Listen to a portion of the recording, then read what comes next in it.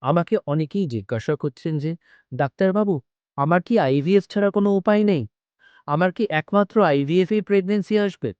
Hello, আমি doctor Atri Pal, IVF specialist, male infertility expert and fertility enhancing surgeon, Femcare fertility, Kolkata.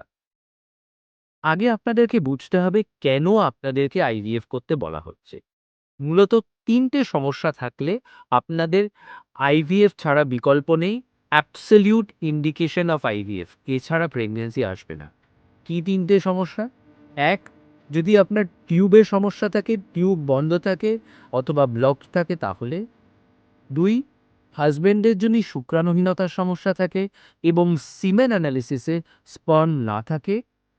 এবং ৩, ওয়াইফের যদি menopause হয়ে গিয়ে থাকে, অর্থাৎ তার পিরিয়ড কমপ্লিটলি স্টপ হয়ে গেছে, ডিম্বাশয়ের সব ডিম শেষ হয়ে গিয়েছে। এগুলোকে আমরা অ্যাবসোলিউট ইন্ডিকেশন অফ আইভিএফ ছাড়া বিকল্প কোনো রাস্তা নেই।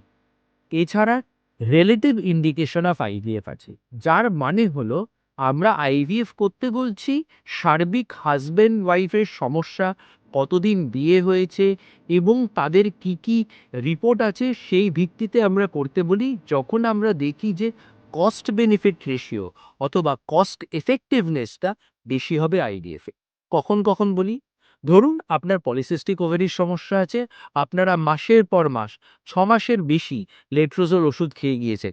কোনো মাসে আবার লেট্রোজোলের সঙ্গে ইনজেকশনও নিয়েছে, তবুও প্রেগন্যান্সি আসেনি। ২, যদি আপনার সব রিপোর্ট ঠিক আছে কিন্তু অনেক দিন বিয়ে হয়ে গেছে, ধরুন ৫ বছর, ৬ বছর, ৭ বছর বিয়ে হয়ে গেছে।